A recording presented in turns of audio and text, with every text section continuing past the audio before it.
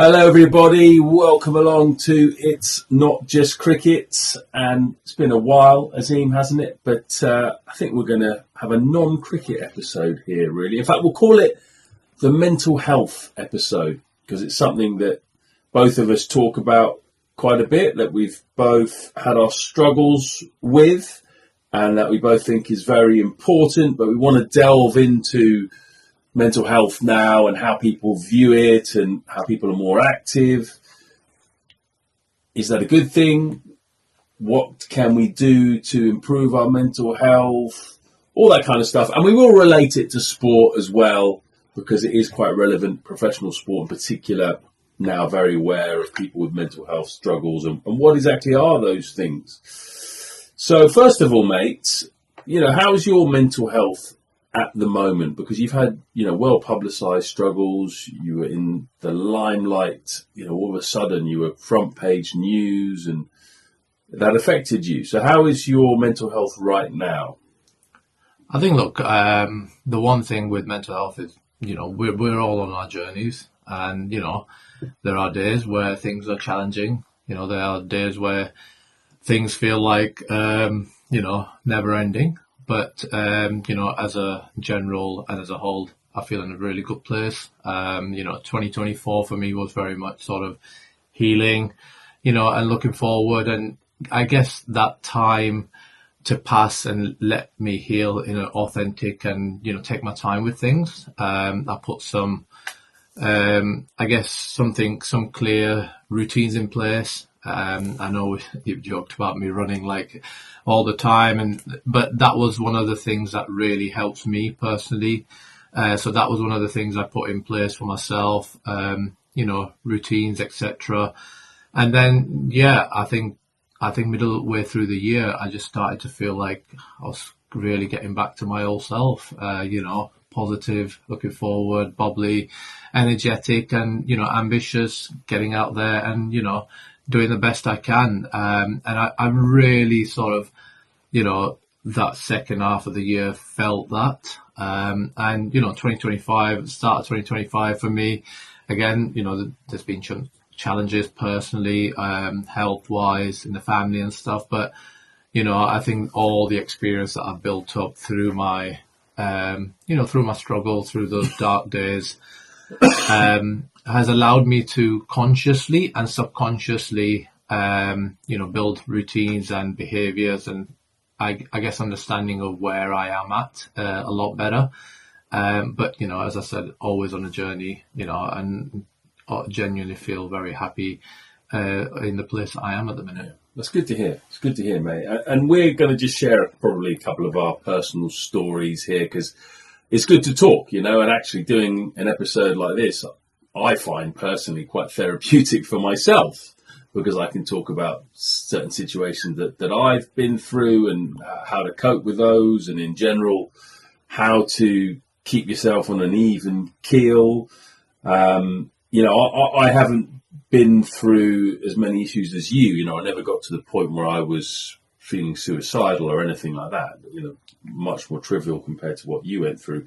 And what you said to me when we discussed about doing this episode was interesting, because you said, well, I don't really want to sort of hark back to all those dark days.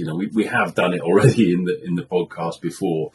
And you were saying, well, I don't really want to go back to all of the detail, because that doesn't help me at the moment. I've kind of got used to not talking about it. That's part of your way of dealing with it. Yeah, I think for me, so I'm happy to talk about it where, where I feel like it's going to really help and move things forward. I'm not scared or worried about talking, but I think with the space I'm in right now, I just want to try and keep on top of my, my own health, and prioritize my health, and for that point of view, I think it is true. Every time you talk about it, it takes a lot out of me. And it's important for me to, I think, understand that and respect that as well.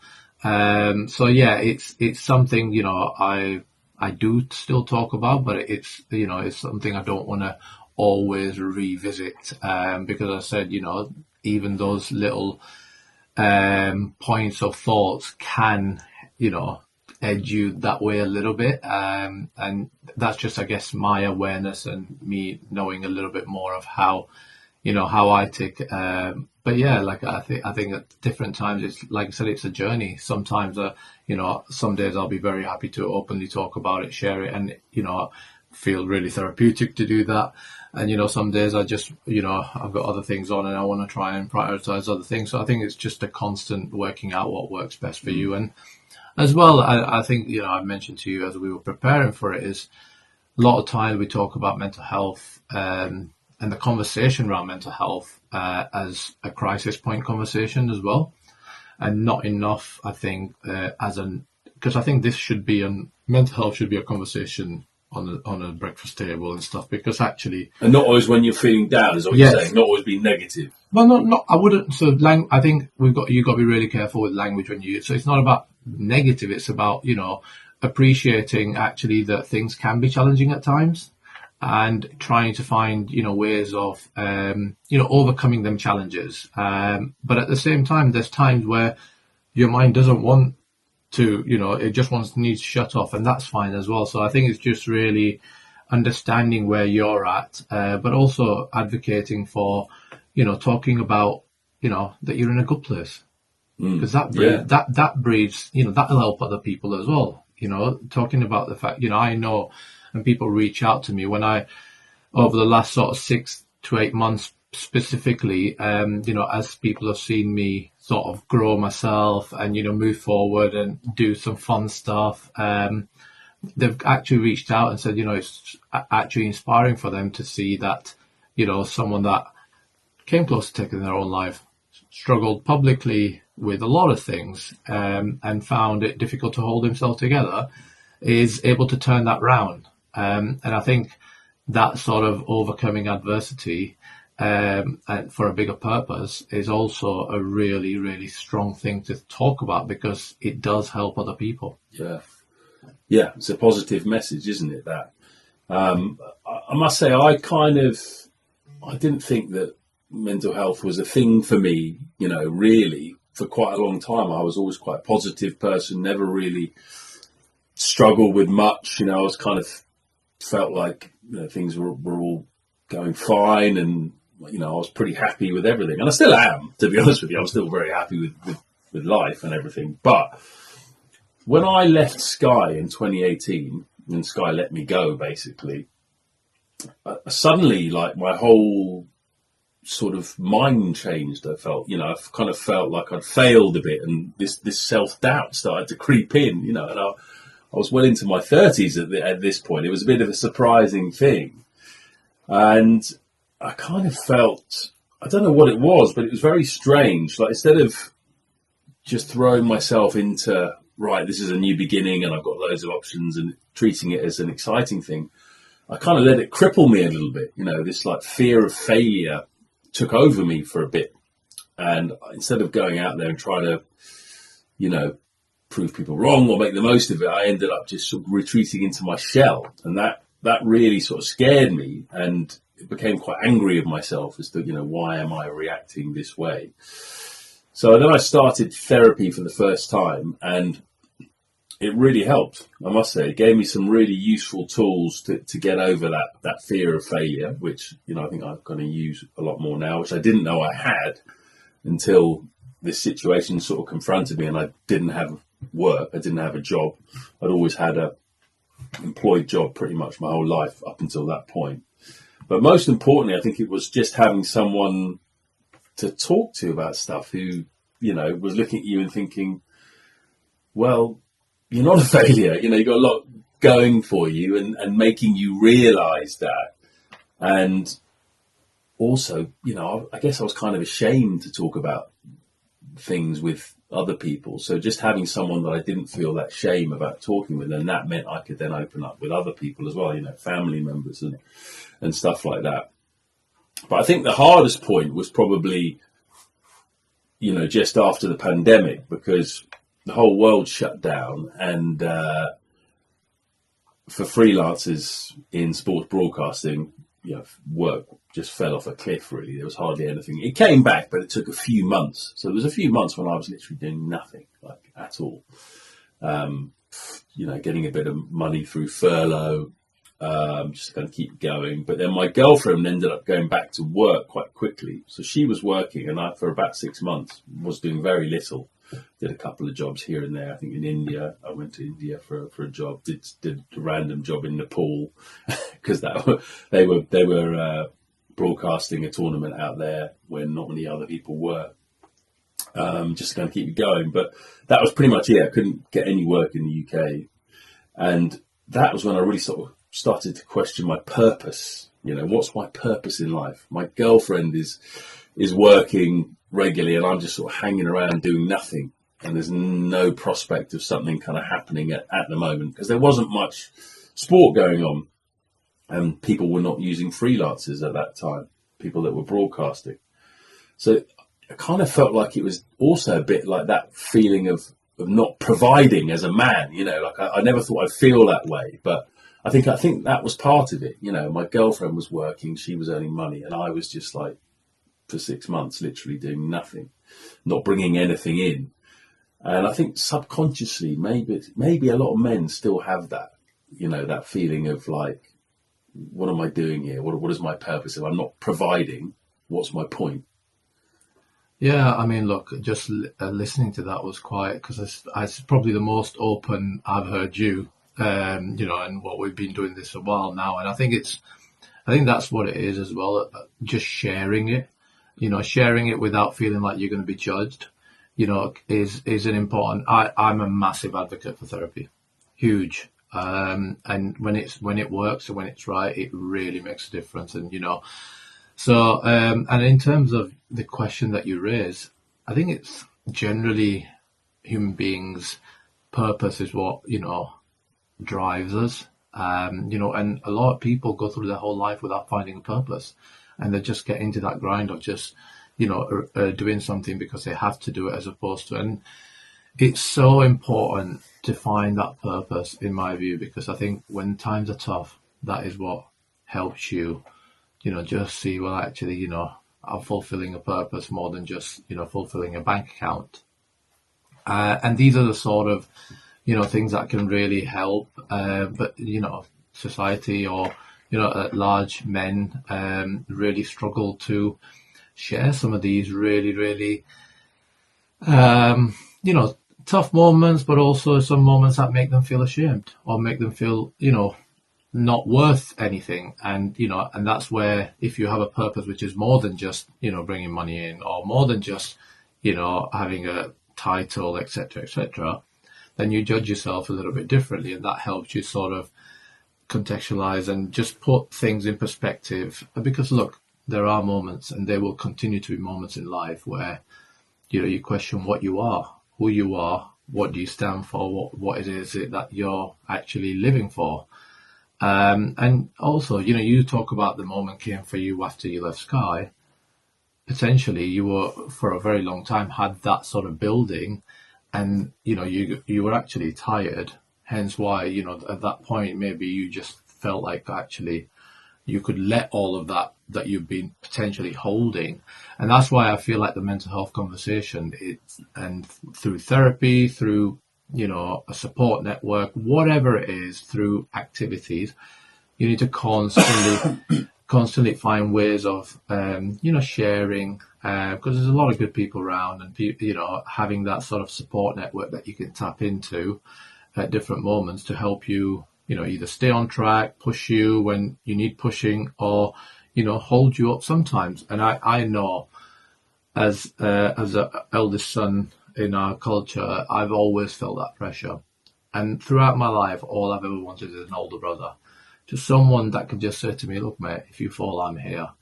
And that the more I sort of shared that with people and sort of with friends, the more I found actually people. So when I have, weeks or days where I'm not feeling as good, people around me sort of will just, will sort of see it and then try and sort of just go, we're here. And I think a lot of human beings generally, it's very much about feeling that, you've got the support and the backing. And then that's when you can flourish and go out and be your be your full self. And there's nothing wrong with having moments. This is where in the last few years, I've really feel like I've grown, is that if I have moments where I'm not feeling as good, I don't fight that. You said that you felt guilty about feeling that way. Yeah. We're all human beings. And if it's our feeling, as opposed to fighting the feelings, sort of really embracing it and going, fine, if I'm tired, fine, I'll take a day out, and then I'll go and do what is it that I love doing? And then I'll go and do it, and that'll get me back sort of on that. And it's fine, we're not in a world where we have to be perfect, in a world where we have to, always be sort of forward. And if you're not, you're a failure. I don't think that's, we're all on this roundabout journey, and embracing that the best therapy, or while I was getting therapy, especially around the case and stuff, and I've had lots of different psychologists and people I've worked with at different times leading up to the case, and there was a lot of volatileness, didn't know what was happening, etc., and we sort of left this this quote that my psychologist, he said, it's going to be imperfect. You just got to try and enjoy the imperfections of it. And it's really sort of, and she had more belief in me than at that time I had myself. And it made me really go, hold on a minute. There's a stranger here who thinks I'll be all right, who has got to know me over 6 months and feels that I will find a way. Yeah. So if they think that, then, and they don't even know me, what do other people think? And so why am I not believing in myself? And that sort of, support from her, and that, whenever there's sort of real, rocky moments, just think, well, you know what, let's enjoy this part of it as well, because I'll find a way. And generally, you do find a way. But, at times that can be really difficult. But that's where the support network and those little points and banking of good memories come in to help you support on the way.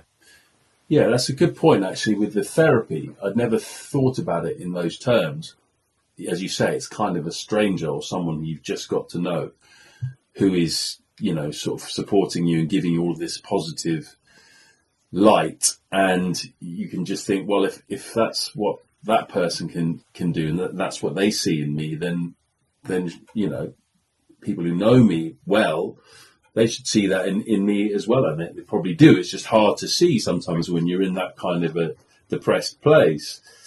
With therapy, not everyone is comfortable with it. I've got family members and friends who don't want to do it, who just say, look, I just don't want to do it. And can you understand that point of view, or is that just sort of being afraid of what it's going to reveal, looking under the hood? Yeah, look, there's still stigma around therapy. There's still stigma around accepting that that you need. But you can do it in secret. No one needs to know, right? Yeah, and look, everyone. I'm a massive. I don't think there's a right or wrong with any of this. I think it's a personal choice, and I think. Sometimes if people are not ready, then pushing them into that, or can actually have the negative effect. And also therapy can be.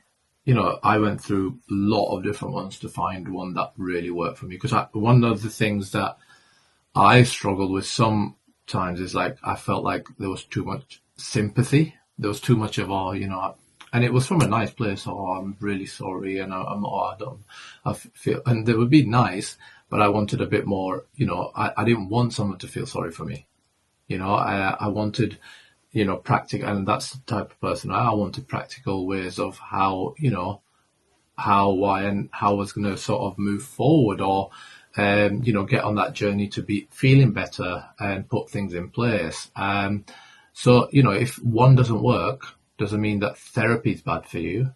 You just need to find the one that does work, and that works in the way that you want it to work. But I can absolutely still understand why people won't want to, because, like you say, looking deep into things can open up a lot of trauma as well. It's a quite a difficult thing, because we've been brought up to just put it aside and sort of crack on. But with that, you've got to understand that if it sort of comes and hits all at once, it can be quite difficult. And that's the whole point of, therapy is like you're staying on top of your own self. And that, for me, it's like physical fitness. And it needs to become, I think it needs to become more accessible. Yeah, unfortunately, I think, at times getting that sort of support is becoming too expensive. And, I do my physical fitness to actually, support my mental fitness. And that's how I see running. That's how I see, because that is what makes me personally feel like, I'm worth something. So that's how I, even my physical stuff, obviously everyone wants to look good, but it's my main purpose is I know if I've done something physical that mentally that makes me feel really good about myself. I must say, with stuff like this, I often find I look at it in two different ways. Like I can look at it from a sort of traditional, left angle, and then a sort of right angle as well, because I do. We've talked about this a lot, with our discussions on racism, cancel culture, and all sorts. You can have two different points of view of something and not be like, oh, I'm in this camp, I'm in this camp. There are different ways to look at things. And with mental health, I must say, like some people would say, the fact that we're so obsessed with mental health now, and it wasn't a thing 20 years ago, is this an example of us becoming more self-obsessed as humans, around the world, wherever you are, different fields? Is this an obsession now, mental health, that we're all like, oh, I've got to, my mental health, this? Is it all about being self-obsessed? I think language is really important when you talk about mental health. And, especially if you have a platform or a voice and, using language like that, someone might be listening and they're really struggling and they hear words like that, that might take them the wrong way. So I think it's really important in terms of language. Self-aware, we're absolutely encouraged to be more self-aware. Just because 20 odd years ago, people weren't aware why they were feeling what they were feeling. And now they've been able to identify it, or, there is more awareness around it. Why wouldn't people talk about it more? Something you don't know, you don't talk about, but something you do talk about. For me, I think we've got to be very, very careful of, making judgments on something that no one can see. And it doesn't matter if I'm feeling something, I'm feeling it, right? And that's where my mind's at. I don't need 10 people who don't know me or someone to comment on whether I should feel that way, whether I shouldn't feel that way, or I'm not feeling that way, etc., etc. That is my journey, and I'm on that journey, and I need to, I'm working through that journey. I think we're far too much, especially around mental health. There's too many throwaway comments from people who don't know actually what's going on. So I think I'm very, very careful of the language. Do you not think it can be used, though, in some instances, as a bit of an excuse? I'm not going to go to work today because my mental health's not good. I mean, obviously, often that it is, but I'm just saying that maybe not all the time that is the case. Now it's become, because it's such a thing, it can be used as a convenient excuse to get out of things or to behave in a certain way. Yeah, look, I think everyone's got to answer that for themselves, really. And everyone's got to take responsibility of that themselves. If someone is struggling in some way, there's always an underlying reason behind it. I'd want to know and try and help support them. If someone is missing work, etc., I'd want to find out and a bit more deeper before deciding that they're using mental health. And look, the reality is, as human beings, we do things. We are flawed in many ways, and we do things that at times we shouldn't do. Could there be people that potentially do that? There might be. But at the same time, I know there's a lot of people that, might be in that camp where they're really struggling and don't really want to show it. And then, have really hit a place where they need to have a day off. And, I would hope and wish that in 2025 we can show a bit of compassion in dealing with that, and try and find out. And that's I guess that is leadership, or if you're in them positions where you need to support HR, whatever it is, try and find out the underlying reasons and see if you can support it. Like everything, there's no blanket like this is how you should deal with it, because every situation is different. But I'm always one to be very careful on when someone says that they're struggling. I want to believe that, and I want to help that, and I want to help support them. Not because there'll be many times in my life where people won't even know because I'm an extrovert, because I'll put a brave front on and carry on. And we do this as men a lot as well, like because we feel like we have to, and everyone's watching us, a family responsibility, etc. And people won't know half of the things that you're battling with, and some days won't simply just fully consumed and fully tired and won't want to do anything. And someone can very easily turn around and go, well, we were fine yesterday, what happened? That type of thing. I do that as well. I often just put up a mask. I mean, I don't know if you get this, but sometimes I wake up and I don't know why. It doesn't happen that regularly, but it does happen. I just feel terrible. I don't want to do anything. I feel very low on confidence, and I just, I have to work sometimes. I might have to go on air, right? But you would never know, because I just put on a facade. You might know a little bit. I'll be a bit less full of pep than normal, but it's weird. And then the next day I could wake up and feel very positive, because little things in my brain just seem to switch and I don't quite know what they are. I mean, that's interesting. And actually not knowing and having those little switches like that, one day there, one day there. And, maybe a little bit more professional sort of support in that, or trying to find out what it is. Is it something in your routine? Is it a discussion point? Is it an angle? Is it something in your life? And I was just about to come to that, sleep. There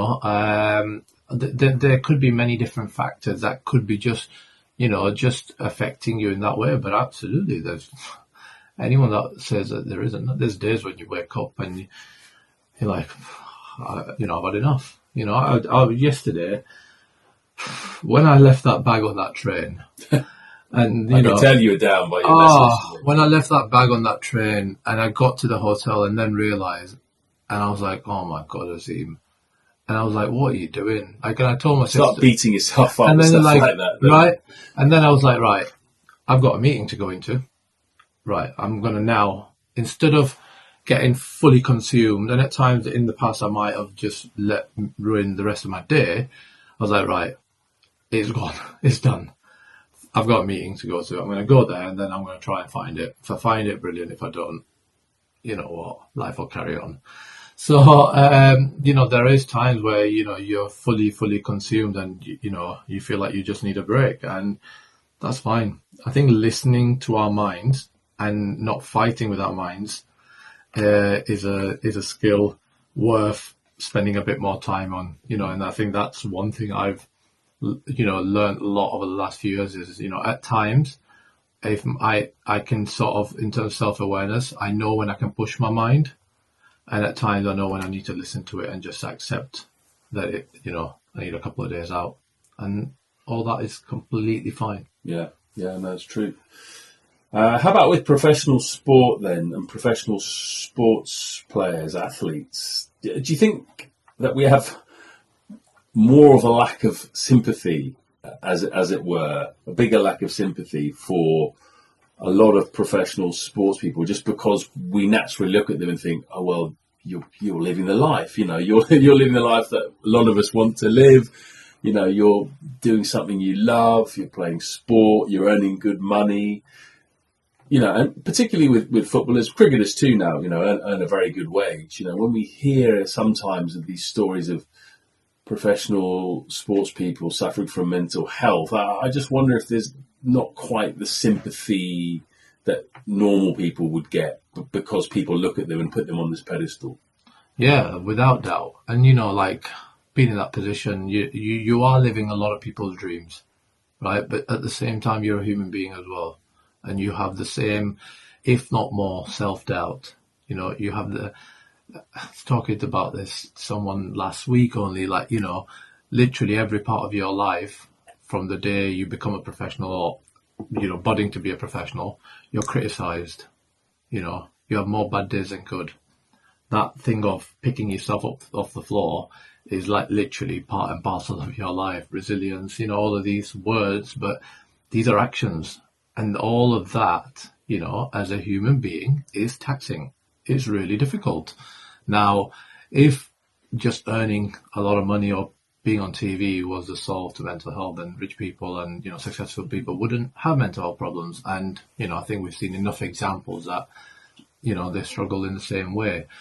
So I think, you know, sometimes I just feel like, you know, the compassion and everyone in the public, you know, public face, like you're on Sky, you know, a few times a week. You know, if you make a comment or if you criticize someone and you go on your socials, etc., you know, some of the language and some of the comments that you get, these live with you. You know, these comments and they go and they affect the rest of your life or rest of your day. So yeah, I think we still have a situation where people are like, well, you know, you get paid enough, so it's as if like it should come with the territory. Now, you know, being criticised for performance comes with the territory. You know, being judged all the time comes with territory.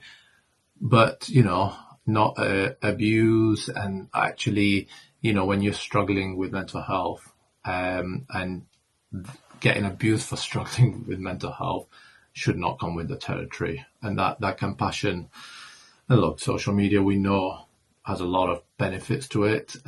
You know, it's helped a lot of us in a lot of ways, but actually, you know, there's some challenges to it as well. And people in the public limelight, I think we've had Leanne Sanderson speak about it. Yeah.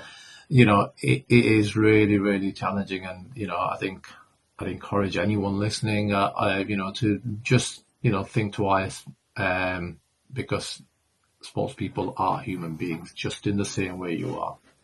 Yeah, that's a nice way to end as well. Definitely social media needs cleaning up, doesn't it? I think we probably will do another episode at some point where we really just focus on social media and the pros and cons and what can be done about abuse and all that kind of stuff, because we've been wanting to do that for a while, haven't we? Hope you enjoyed that one, guys. Slightly different. We just thought we'd move away from cricket and just have a bit of a chin wag about various things, mental health. I hope you might have got something from that. You know, we all have our struggles here and there, and there's nothing wrong with that. I think I'd be surprised if you didn't, to be honest. And yeah, that was quite therapeutic for me as well. Was it therapeutic for you? Yeah, I think it always is. And, you know, I think so, as well, listening to, I mean, like I said, thank you for sharing, because I don't think enough people will know a lot more of the background of your experiences. And so I think that, you know, that was really good for me to understand you a little bit more. And, you know, I guess that helps me if I notice things, then be able to, you know, help you in different ways in the future. So I think the message is very clear. You know, there's people around you, speak, and it's fine. Yeah. No matter what it is, it's that fine. And honestly, no matter what days are, it'll always be fine. And all of the other stuff will look after itself. But, you know, I know and understand at times that can be really difficult to see. Yeah. Well, my struggles are pale into comparison to some others. I know there are people out there who've had it far worse than I do, but it is good to talk about it anyway. Very good to get it off your chest. And yeah, thanks guys. Thank you very much for listening to us, for watching. If you're watching on YouTube, don't forget to subscribe and follow if you're listening and you haven't done that. That really does help. We'll be back next week as well. Might be cricket, might not be. Let's see. Cheers.